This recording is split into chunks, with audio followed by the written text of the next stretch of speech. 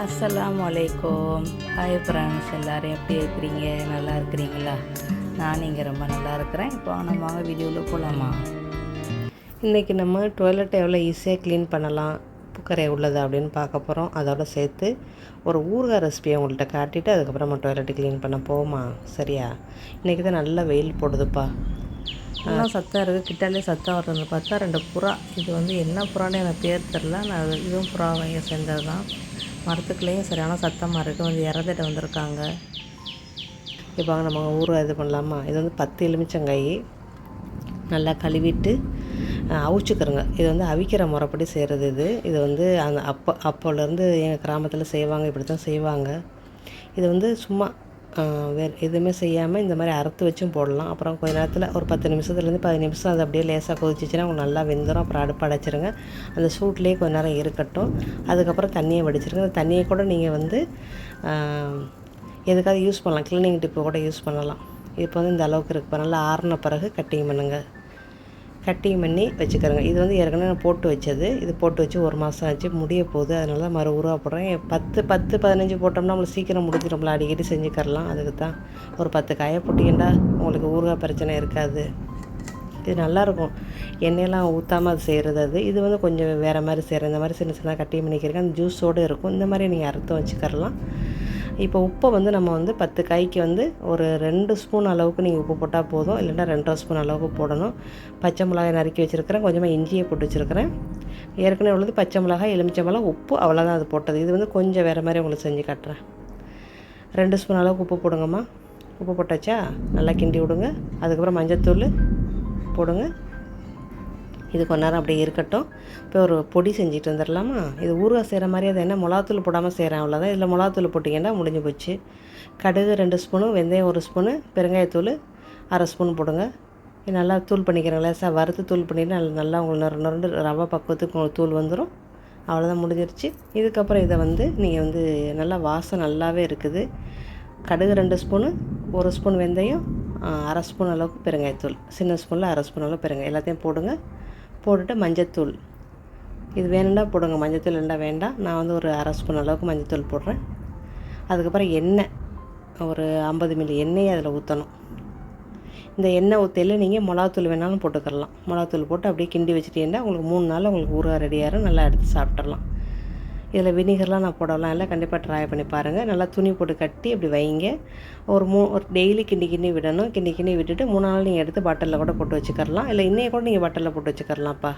சரியா? அப்படி கூட வச்சுக்கரலாம். நல்லா கிண்டி விடுங்களேன்.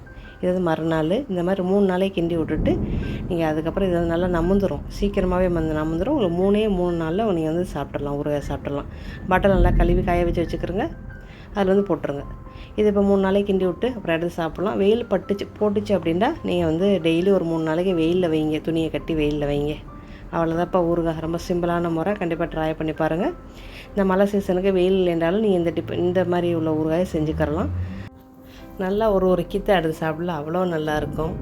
ஏன்னா இது முக்கால்வாசி நம்மளுக்கு வெந்துருச்சு. கொஞ்சம் இந்த உப்புக்களை எல்லாம் நமுறணும், அவ்வளோதான். இப்போ டாய்லெட் க்ளீன் பண்ணுறதை பார்க்கலாமா? இதுக்கு தேவையான பொருள் நம்ம கிச்சனில் இருக்கிற பொருளே தான். டீத்தூள்னா கொஞ்சம் சௌரியமான டீத்தூள் வாங்கி வச்சுக்கிறோங்கப்பா. நம்ம நான் கார்டன்லாம் இருக்கிறனால நான் சௌரியமான டீத்தூள் வாங்கி வச்சுக்கிருவேன். அதில் தான் நான் 2 ஸ்பூன் எடுத்து போடுறேன்.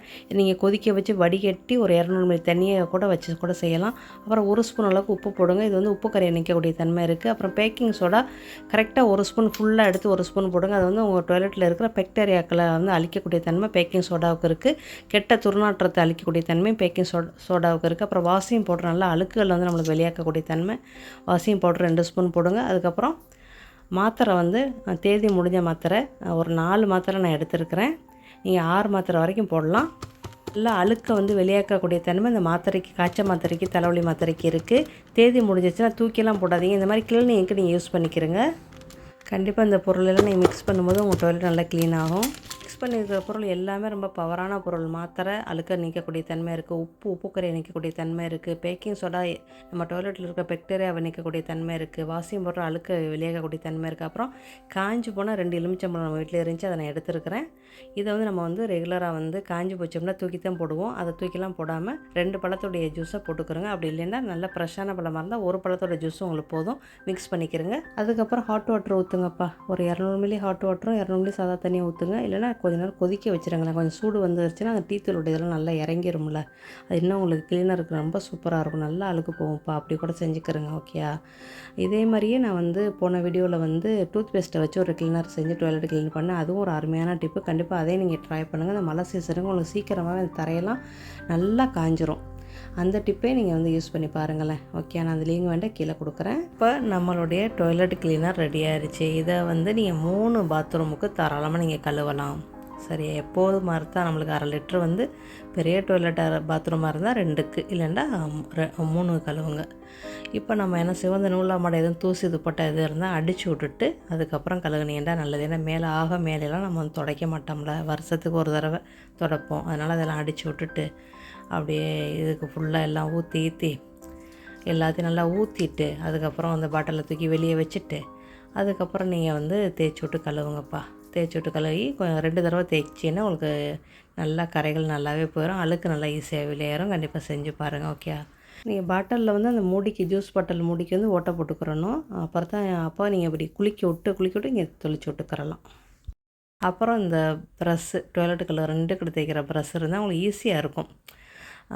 தேய்க்கிறதுக்கு ரொம்ப ஈஸியாக இருக்கும். கொஞ்சம் வயசானவங்களுக்கெல்லாம் தேய்க்க முடியாது. அதனால் இந்த மாதிரி உள்ள ப்ரஷ் வாங்கிக்கிட்டீங்கன்னா உங்களுக்கு ஈஸியாகவே இருக்கும். இது என்ன இந்தியா காசுக்கு வந்து ஒரு 200 வரும், அவ்வளோதான். கண்டிப்பாக இங்கே வந்து ரொம்ப சீப்பு தான். ஒரு 50 ரூபா தான் இந்தியா காசுக்கு. ஒரு 50 ரூபாய்க்கு 100 ரூபாய்க்குள்ள வாங்கிடலாம். 100 ரூபாய்ன்னு நினைக்கிறேன். ஆமாம். ஆனால் இந்தியாவில் வந்து நான் வாங்கினேன் 200 சொன்னாங்க. ஒன்று வீணாக போச்சு. அதனால் இன்னொன்று வாங்கி வச்சுட்டு வந்தேன்ப்பா இந்த தடவை. 200 சொன்னாங்க. அந்த மாதிரி வாங்கி வச்சுக்கிட்டால் உங்களுக்கு டாய்லெட்டுக்கு ஈஸியாகவே க்ளீன் பண்ணிடலாம். அந்த மாதிரி இந்த கக்கூசையை நீங்கள் நல்லா தேய்ச்சி கழுவிட்டு 2 தடவை தேய்ங்கப்பா. ரொம்ப அழுக்காக இருந்துச்சுன்னா ஒரு தடவை ப்ளஸ் பண்ணி விட்டு இன்னொரு தடவை கொஞ்சமாக அந்த லிக்விட்டை போட்டு தேய்ச்சி கழுவிக்கிறேங்க. இவ்வளோதான். அப்புறம் நம்ம டாய்லெட் க்ளீன் பண்ணுறது எல்லாத்தையும் தேய்ச்சி விட்டு தண்ணி ஊற்றிடணும். இந்த ஸ்பாஞ்சை வந்து நல்லா நனைச்சிக்கிட்டு அந்த சிங்கிலெல்லாம் தேய்ச்சி விட்டுறலாம். இல்லை சிங்கில் என்ன செய்யலாம், நீங்கள் தொளிச்சு விடலை அப்படின்னா ஒன்றும் பிரச்சனை இல்லை.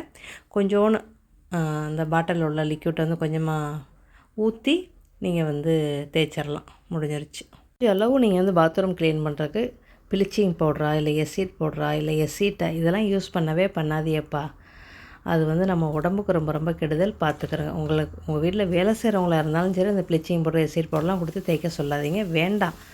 சாதாரண வாஷிங் பவுட்ரு போடுங்க. இல்லைனா டூத் பேஸ்ட் இருக்கும், அதை போடுங்க. கொஞ்சம் வாஷிங் பவுட்ரு போடுங்க. மிக்ஸ் பண்ணி பேக்கிங் சோடா போட்டு கலந்து கொஞ்சம் உப்பு போட்டு கலந்து கொடுங்க.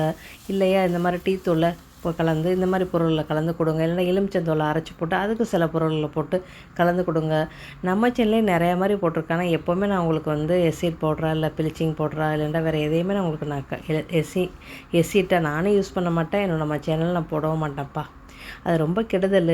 இது என்னத்துக்கு நம்ம யூஸ் பண்ணிக்கிட்டு டாய்லெட்டை க்ளீன் பண்ணிவிட்டு எங்கேயோ போகிற நோயை வந்து நம்ம உடம்புக்குள்ளே வச்சுக்கிற கூடாதுல்ல. அது என்ன கெடுதல், உடம்பு வீணாக போயிடும்ல. உங்களோட டாய்லெட்டு க்ளீனாக போயிடும், ஆனால் உங்கள் உடம்பு வீணாக போயிடும். உங்களோட நுரையீரல் வீணாக போயிடும்.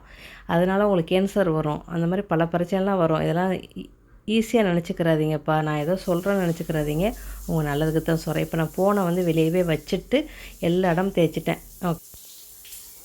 எல்லா இடமும் தரை, கக்குசு, மதில் எல்லாமே தேய்ச்சாச்சு. மதில்னா கை கெட்டின தூரம் வரைக்கும் தேய்ச்சாச்சுப்பா. இயற்கையாக வந்து நம்மளுக்கு வந்து மதிலில் உள்ள கல் ரொம்ப அழுக்குண்டா ஒரு கைக்கு 1 அடி இல்லைன்னா 2 அடிக்கு உங்களுக்கு வந்து அழுக்கு இருக்கும். அதுக்கு மேலே அழுக்கு இருக்காது. லைட்டாகவே தேய்ச்சிடலாம். மேலே நம்மளுக்கு அழுக்கு போகாது. அப்பப்போ தூசி தட்டி விட்டுக்கரலாம். வருஷத்துக்கு ஒரு தடவை நீங்கள் வந்து கொஞ்சம் உயரமான கம்பை வச்சு தொடச்சி விட்டுறலாம். இல்லைன்னா ஏனியை போட்டு தொடச்சிட்டீங்கன்னா உங்களுடைய க்ளீன் ஆயிரும்.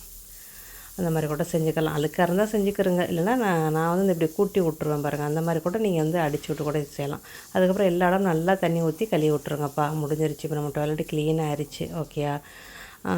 டூத் பேஸ்ட்டை வச்சு நீங்கள் க்ளீன் பண்ணினீங்கன்னா உங்களுக்கு சீக்கிரமாக தரை வந்து சீக்கிரமாக காஞ்சிரும். இப்போ மழை சீசனுக்கு வேண்டாம் அப்படி யூஸ் பண்ணுங்கள். இது கக்கூஸ் வந்து நல்லா தேய்ச்சிலாம் விட்டுட்டேன். 2 தடவை தேய்ச்சி விட்டேன். ஓகே, ப்ரஷ்ஷை வச்சு தேய்ச்சி விட்டேன்.